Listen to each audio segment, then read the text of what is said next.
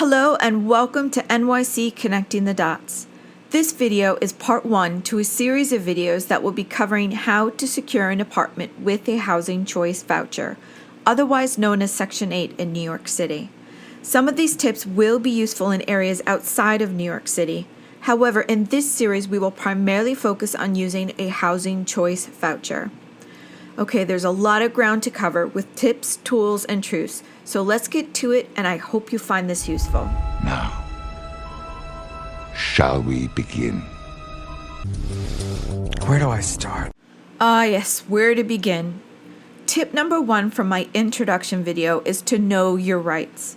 Knowing your rights can help you identify situations of discrimination, abuse of power, and it can provide you guidance to take certain actions. In this video, we will also cover how to file a complaint if someone has violated your rights. Simply, knowing your rights is the largest leverage you have in actually getting an agent and landlord to accept your voucher. It's an unfair game. Yep, and a lot of people fought long and hard for fair housing laws. I'm just a bill. All of that work was done, and now fair housing, as a matter of law. Learn it, know it, live it. as I mentioned in the introduction to this series, the long and the short of it is that no one will accept your voucher because they simply do not want to deal with the hassles.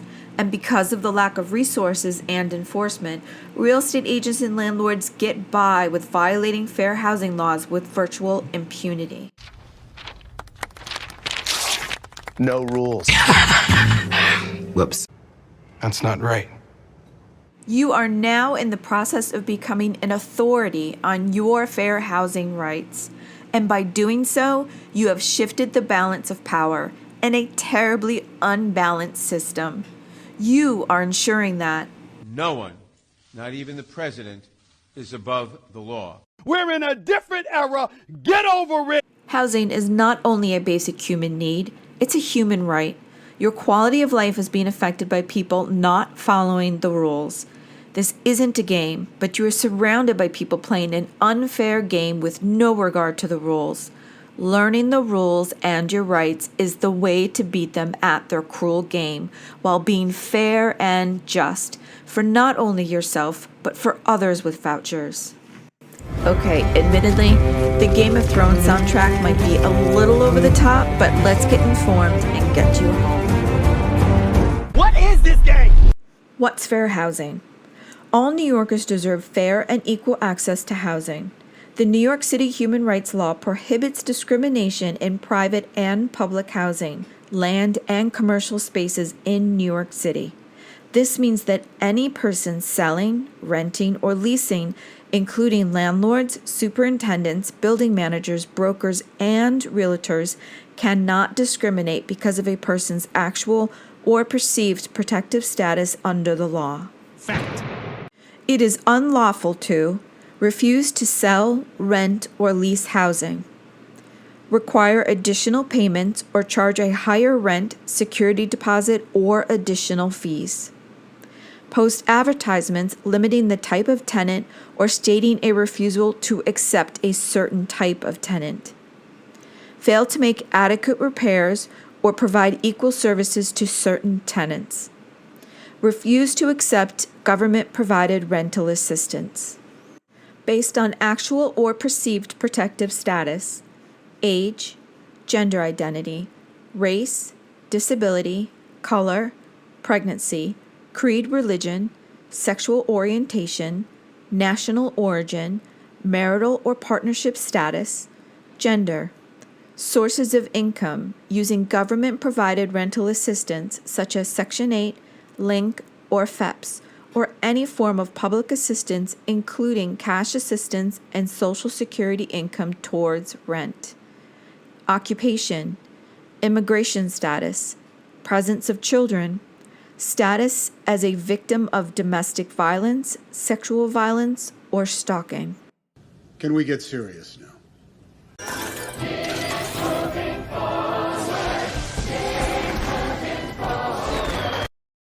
5 things every tenant should know about fair housing in New York City.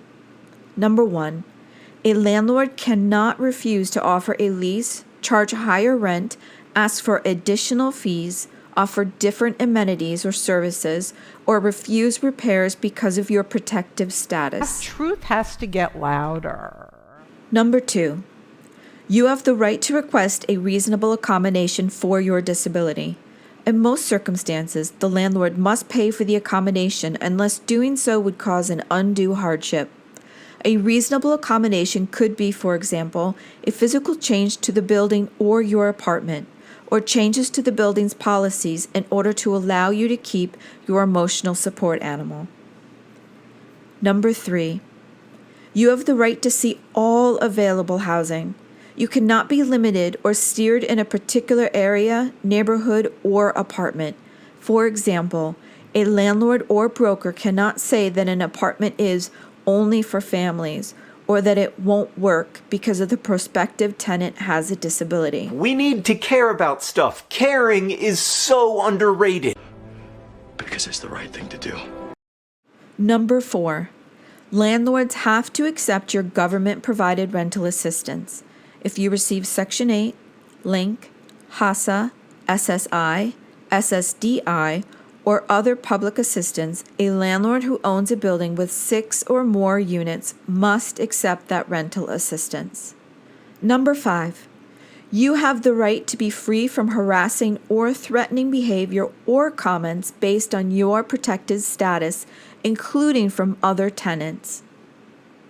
If you feel you have been discriminated against, call 311 and ask for the New York City Commission on Human Rights. You gotta stick up for yourself. Because we are becoming absolute authorities on fair housing rights and especially income discrimination, here's a series of questions and answers provided to agents and landlords. Knowing what agents and landlords are instructed to do is being fully informed to advocate for your rights. What is this, amateur hour? Best practices for housing providers to avoid source of income discrimination. The New York City Human Rights Law, the law, protects tenants from discrimination in New York City based on their lawful source of income. Lawful source of income refers to Section 8, portable housing vouchers, security deposit vouchers, and all forms of public assistance. Brokers, licensed salespeople, owners, and managing agents cannot treat current or prospective tenants less well or refuse to rent to them because they receive subsidies or vouchers. This questions and answer series will help you to know your rights as a tenant and further understand the obligations that owners must meet. Make it work. Go, go, go. Do it. Go so. Work, work, work. Make it work. Question 1. How do I know if my property is subject to the New York City Human Rights Law prohibiting discrimination based on source of income? Most units in New York City are covered by the law, including illegal units, subdivisions, and/or single-room units. There are only 2 exceptions. You do not have to accept a voucher or other lawful source of income if you are renting a unit which does not receive public assistance in a building where you or your members of your family reside. The building has no more than 2 families living independently of each other, and the rental unit has not been publicly advertised. You are also exempt if you are renting a room in a unit in which you or a member of your family resides and the unit does not receive public assistance. Okay, that makes sense. Logical. Question 2. Can I keep a separate wait list, of apartments for applicants with housing vouchers or open only certain buildings or units to voucher holders? May I prefer certain programs over others? No. Steering certain applicants to specific buildings or units is a violation of the law. Accepting only some vouchers or programs also violates the law. This is true even if certain programs require extra paperwork. Pay the security deposit with a voucher in lieu of cash, pay brokers a lower fee, or involved longer processing times. You cannot discriminate between working and non-working applicants on Section 8 or other programs. Okay. I got this. All right. Question 3. May I rely solely on tenant screening bureaus, TSBs, or scores generated by tenant screening software to select applicants? What about screening applicants for past landlord-tenant cases? Applicants must be considered on a case-by-case basis, as described in this facts. Use of data from TSBs may disproportionately exclude voucher holders or members of other protected classes on a discriminatory basis. Most TSBs also provide data about prior landlord-tenant actions. You could face exposure under the law if you rely on a prior housing case that is not related to the applicant's ability to pay rent or suitability as a tenant. In addition, New York state law prohibits owners from rejecting applicants for rental housing on a basis of pending or prior landlord-tenant actions.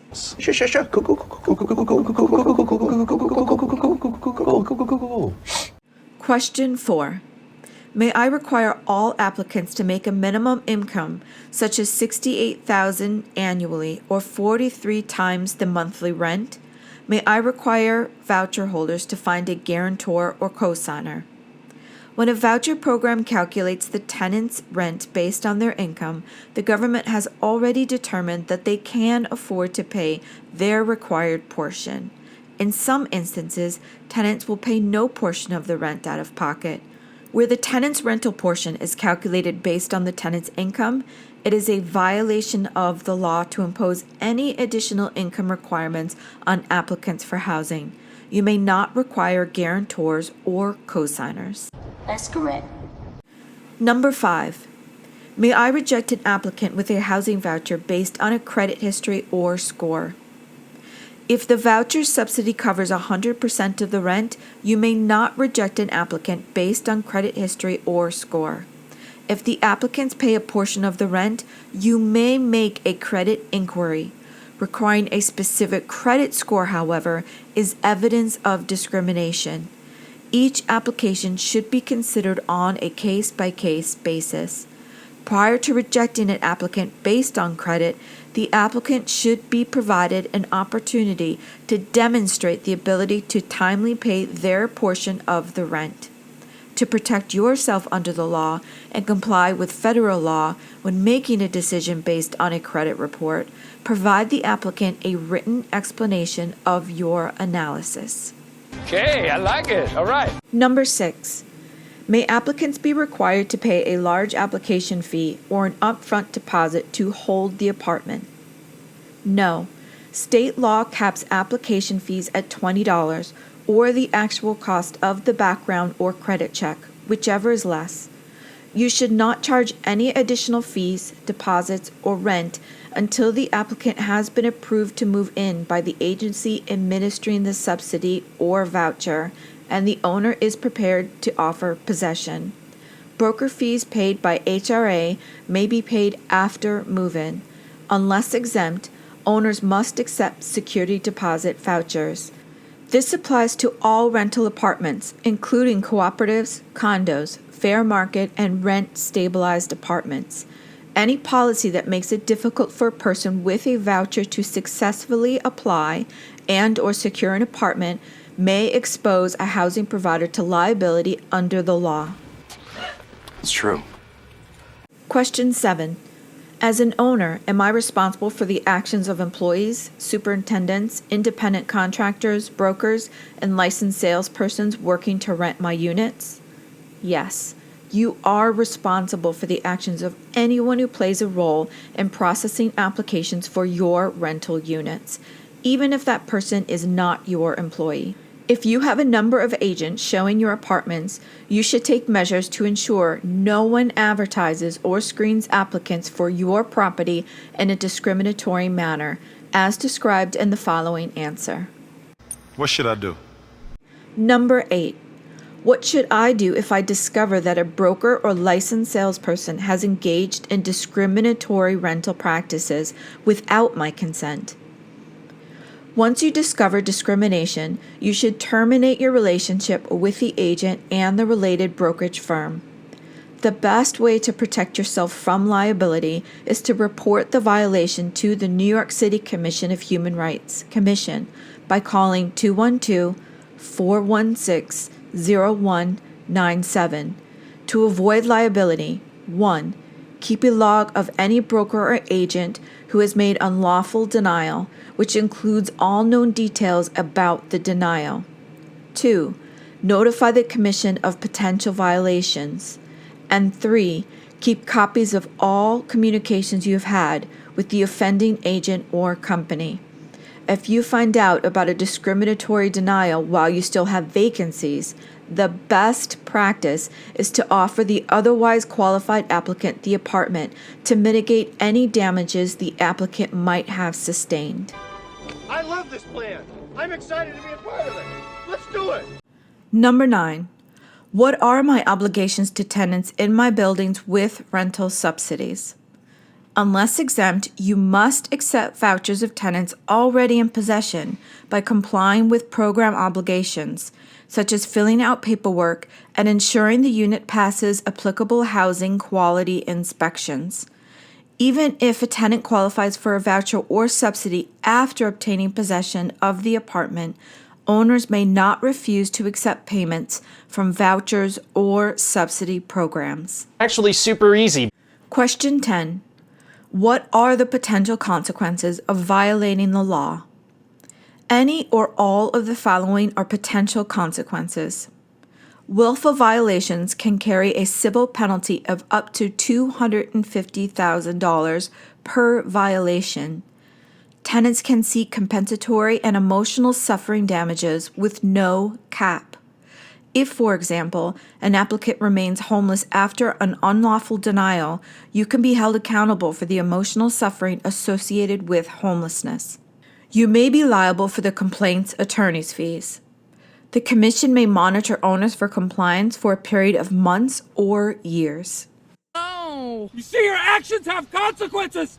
Let's go over a few typical responses and experiences when looking for an apartment with a voucher. We will go over strategies in detail on how to search for an apartment in a following video, but let's focus on examples of discrimination, specifically income discrimination. As a general practice, it's best not to disclose that you have a housing voucher until you have established communication with the agent or landlord. But at some point you will need to inform them, and it's going to feel a bit like this. I need to tell you something. Agents and landlords will look for the easiest ways to get out of having to accept a voucher. Some of the most typical experiences and responses after you have informed them that you have a voucher are, the apartment's already rented. I just made that up. There is already an application on the apartment. You sit on a throne of lies. They won't show up to the viewing appointment, or they'll simply cancel last second. No answer. As I expected. They don't reply to your emails or texts after you inform them that you have a voucher. Why did you not respond to me and my colleagues? This is otherwise known as ghosting, and it's a violation that can be reported. The free email tracking service is key here. More on that later. You were completely ignoring me. In the larger, newer buildings, they will tell you to contact their affordable housing department, which is really for lottery housing. When you have a housing choice voucher, it covers market rent by zip code, and this is just another way to evade accepting a voucher. That's not how it works. That's not how any of this works. Sometimes you will get a quick reply after you disclose that you have a voucher with, "We accept all lawful sources of income." But in my experience, this is a red flag, and they only mean to give the appearance of compliance. If that's a veiled criticism about me, I won't hear it and I won't respond to it. On the other hand, if the reply includes asking you for further clarification about your voucher or a copy of your executed voucher, this is a good sign. Well, now we're getting somewhere. While we are on the subject of reporting, let's take a break from becoming an absolute authority on your fair housing rights and do a walkthrough on other ways of reporting discrimination. In my introduction video to this series, I mentioned signing up for a free email tracking service. This will not only be crucial to reporting discrimination, but it will make this already difficult process easier. In the next video, I will go into even more detail about email tracking and reporting.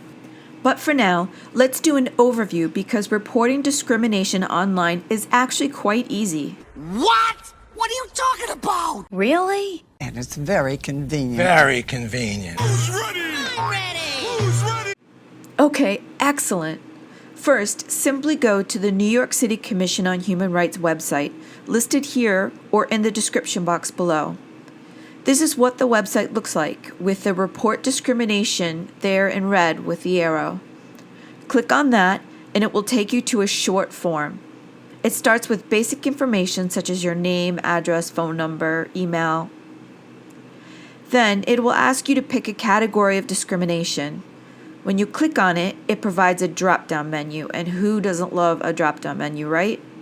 So if you're reporting discrimination because of your income and voucher, choose housing or lending practices, then enter the information with the agent or landlord and take the time to enter the information correctly and completely. Again, we will get into this in much more detail in the next video, but let's get a sense of how this works. It will ask you to please explain the issue or problem. You will need to keep it brief because it only allows you a limited amount of characters. Then it provides you 3 files to upload. This would be screenshots of emails or text between you and the person you are reporting. And this is where that email tracking service really comes in handy. Then it will ask you how you heard about the commission. The next section asks you to read and then acknowledge the text provided, and then push submit. The system sends you a handy receipt with your complaint with a reference number for your records, and make sure you hang on to that. It will most likely take weeks, but you will hear from someone at the commission. They will contact you. In the next video, we will go into much more detail, but know that reporting discrimination is the only way to hold people accountable, and it will give you the additional leverage you need to have the agent or landlord comply with accepting your voucher. Also, a quick mention that the city has a system set up for you to record your calls for the purpose of reporting discrimination. Here is the flyer, and the link is in the description box below. Now, personally, I think reporting it online is much easier, but we will go into detail on how to use this method in a following video. We covered a lot of ground today, and I hope you find this video useful. A few closing thoughts before I see you for part 2 of this series. Marge, may I play devil's advocate for a moment? Sure, go ahead. Come on. I would not be telling the full story if I did not mention in this video how unnecessarily difficult the process of accepting vouchers is for agents and landlords. This is something that can be improved by the city and should be. This is by no means any excuse for not complying with the law. Period. Full stop. But in the end, these bureaucratic systems in place end up inflicting more damage on those with vouchers. Thanks for watching this video. I'm teaching myself how to do this as I go along, so I hope to improve the quality of these videos quickly. Please like, share, subscribe, and comment below. And you can also email me at nycconnectingthedots@gmail.com. Until next time, please remember, You are smart. You are bright. You are intelligent. And I don't want you to be intimidated by anything or anybody.